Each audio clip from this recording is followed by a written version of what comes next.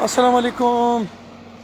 آج جناب آپ کو ایک اور دلچسپ سی چیز دکھاؤں گا تو نہیں سنا دوں گا. وہ دکھاؤں گا اس لیے نہیں کہ وہاں پہ انٹرنیٹ کام نہیں کر رہا تھا اور میں بڑی خوبصورت جگہ پہ آیا تھا. ہمارے ایک بہت اچھے دوست ہیں, ہمارے بھائی ہیں, ان کا نام ہے امجد ملک صاحب, اور انہوں نے مجھے بتایا تھا کہ یہاں پہ یہ خیر آباد کا ایریا جو ہے, یہاں پہ ایک قرآن فیکٹری ہے, اور اس میں آپ پرانے جو شہید قرآن پاک اور سپارے اور مقدس اوراق یا اس قسم کی جو بھی چیزیں ہیں تو وہ آپ لائیں. اور یہاں پہ ایک مزید جو میں نے معلومات یہ ہیں کہ یہاں پہ ایک ملک صاحب ہیں جو ملک ریاض کے بڑے بھائی ہیں, ان کی ایک فیکٹری ہے, اور وہاں پہ آپ شہید قرآن پاک اور سپارے یا اس قسم کی جو بھی مقدس چیزیں ہوتی ہیں وہ آپ وہاں پہ جمع کرا دیتے ہیں, اور وہ جب آپ جمع کرا دیتے ہیں تو وہ اس کو ایک پروسیس ہے, بلکہ اس کو اگر میں کہوں گا ریسائیکل کر دیتے ہیں, اور ریسائیکل کرنے کے بعد ان قرآن پاک کو گتے کی صورت دے دیتے ہیں, اور اس کے بعد وہ گتا جو ہے وہ ایسی جگہوں پہ جاتا ہے جہاں سپاروں کے اور قرآن پاک کے کیا اسے کہتے ہیں گتے چڑھانے ہوتے ہیں, تو اس پہ وہ گتے وہاں پہ لگتے ہیں. ایک عجیب سی بات ہے السلام علیکم کہ ایک ملک ریاض جو ہیں وہ دنیا کما رہے ہیں, کروڑوں روپے انویسٹ کر رہے ہیں اور کروڑوں روپے اس سے پھر انکم کر رہے ہیں. دوسری طرف کہ ایک اور بڑے بھائی ہیں ملک اعجاز ان کا نام ہے, وہ آخرت کما رہے ہیں. پورے پاکستان سے وہاں پہ شہید قرآن پاک آتے ہیں, اور ان شہید قرآن پاک اور سپاروں کو ریسائیکل کیا جاتا ہے, اور ریسائیکل کر کے اس کے بعد اس کے کیا اسے کہتے ہیں جناب, میں تھوڑا سا ساتھ ساتھ آپ کو ویو بھی دکھاتا جاؤں گا اور ساتھ ساتھ بات بھی کرتا جاؤں گا. تو وہ شہید سپارے یا قرآن پاک سے جو گتا بنتا ہے,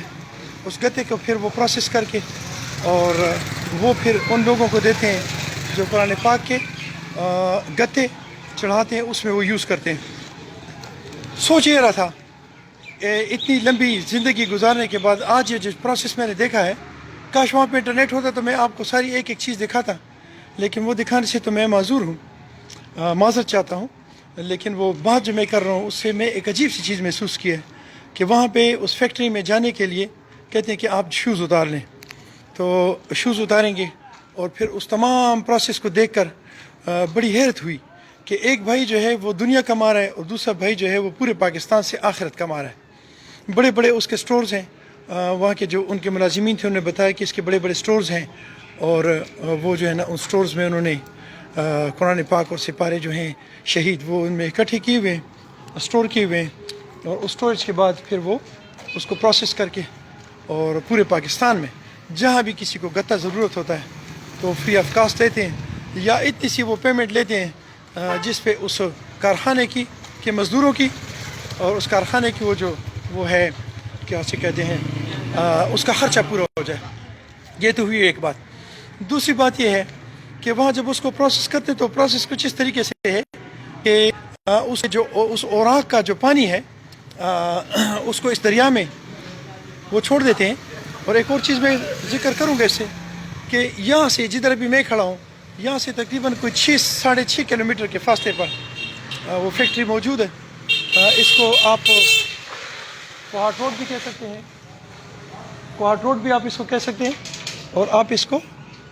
کیا اسے کہتے ہیں نظام پور روڈ بھی کہہ سکتے ہیں. اس کوہاٹ روڈ یا نظام پور روڈ پہ وہ سارا پروسیس ہو رہا ہے. تو میں بہت اچھے موڈ میں اور چاہتا یہ ہوں کہ کسی کو مارو پیٹ بھی نہیں, اور بندے جو ہیں بندے کے پتر بھی بنے رہیں,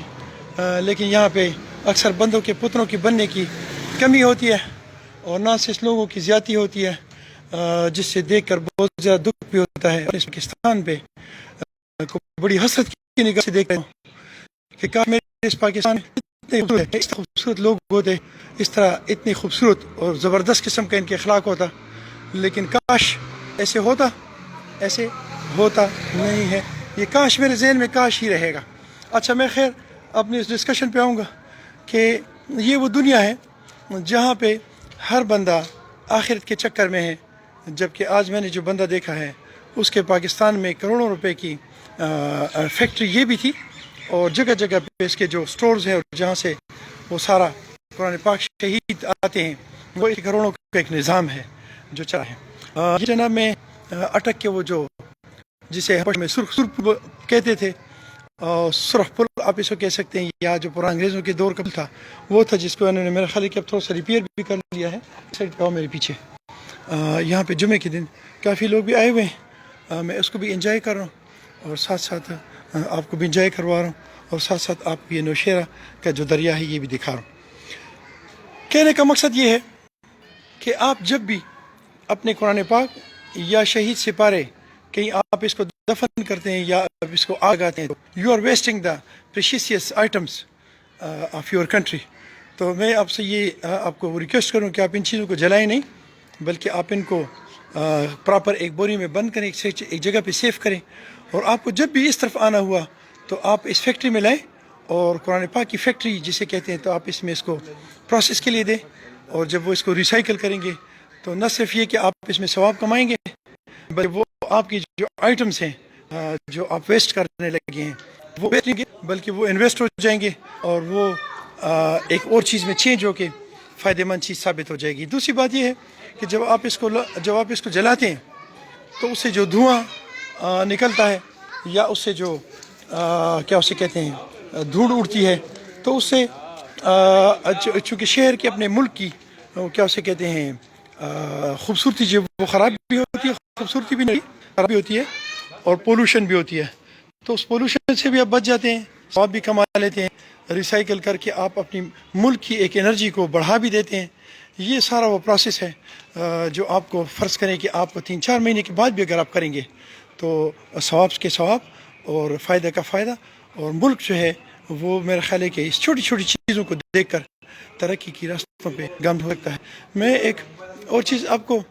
دکھانا چاہ رہا ہوں کہ یہ جو پل ہے اس کے ساتھ ساتھ خوبصورت لوگ آئے ہیں اور بڑا جیسے انجوائے کر رہے ہیں، اپنے بچے ساتھ لائیں، فیملیز کو ساتھ لائیں، لوگوں نے اپنی موٹر سائیکلس خوبصورت سجائی ہوئی ہیں، اور اس میں خوبصورت سے چیزیں لگا کر اس کو انجوائے کرنے کی کوشش کریں۔ اور بہتر یہ ہے کہ آپ کبھی بھی اپنے بچوں کو لے کے جگہوں پہ آیا کریں، اور کوشش کریں کہ ان کو جس طرح یہ سارے انجوائے کریں آپ بھی ان کو انجوائے کریں، تاکہ آپ بالکل ریفریش ہو جائیں اور ریچارج ہو جائیں۔ تھوڑا سا آگے تک کرتا رہوں گا کیونکہ آج بھی مجھے بہت لگی ہے، تو اپنی اس ویڈیو کو سٹارٹ کرنے کی کوشش کرتا ہوں، لیکن ساتھ ہی ایک اور چیز میرے ذہن میں آ جاتی ہے، جب بھی میں لوگوں کو دیکھتا ہوں تو مجھے ذہن میں کچھ چیزیں آ جاتی ہیں، وہ یہ ہوتی ہیں کہ بھی ایسی پلیسز پہ اخلاق کا دام ہاتھ سے نہ جوڑیں۔ جتنے بھی آپ دیکھیں، جتنے بھی لیڈ دیکھیں، جتنے بھی کسی کو دیکھیں، اخلاق کا دام۔ دوسری بات یہ کہ اپنی ارد گرد کی صفائی کا خیال رکھیں۔ خیر معمول آج یہ ہے، یہ بہت خوبصورت اور صاف ستھرا ہے، بہت کم میں دیکھوں کہ گندش ہے، اور یہ ایک اچھے اخلاق کا مظاہرہ ہے۔ یہ میرا جاری رکھیں، اور ایک اچھا پاکستانی اور ایک اچھا کیا اسے کہتے ہیں اچھے اخلاق کا مظاہرہ کر کے ایک اچھا انسان ثابت کرنے کی کوشش کریں۔ ایک اور چیز لاسٹ جو میں اینڈنگ کرتے ہوئے میرے ذہن میں ہے، وہ یہ کہ میرے بیک سائڈ پہ کوہاٹ روڈ جو بنا ہے، تو اس کوہاٹ روڈ پہ انہوں نے بالکل روڈ بنایا ہوا ہے خیر آباد پل سے لے آگے تک، لیکن اس میں انہوں نے جو دریا سائڈ ہے اس پہ انہوں نے ریلنگ نہیں لگائی۔ چاہیے تو یہ تھی کہ لوہے کی وہاں ریلنگ ہوتی تاکہ تیز رفتار گاڑیاں یا کبھی کبھی سینسیبل لوگوں سے بھی گاڑیاں جو ہے وہ بے قابو ہو جاتی ہیں اور وہ حادثات شکار ہوتی۔ تو اتنے کروڑوں روپے کا خرچہ کرنے کے بعد اگر آپ اس پہ لاکھوں کی قیمت میں ریلنگ لگا دیں تو اٹ بی سیف فار اس، یہ ہمارے لیے سیف ہوگا۔ اور کیونکہ ضروری نہیں ہے کہ بندہ مستی سے ایکسیڈنٹ کرے، بلکہ ایکسیڈنٹس ہیں یہ مستی سے نہیں بلکہ یہ مجبوری سے ہوتی ہے۔ ساتھ ساتھ یہ ایریا دیکھیں آپ، یہ بھی بہت خوبصورت سے ایریا ہے، یہ بڑے خوبصورت سے پہاڑ ہیں، یہ خیر آباد کا پل ہے، اور یہاں پہ آ کے آپ زبردست قسم کی انجوائمنٹ کر سکتے ہیں۔ ایٹ دا اینڈ میں پھر ایک دفعہ ریکویسٹ کروں کہ اپنے پرانے جتنے بھی آپ کے قرآن پاک اور سپارے ہیں وہ خیر آباد میں جب آپ آئیں گے تو یہاں آپ پتہ کریں کہ قرآن پاک فیکٹری کہاں ہے،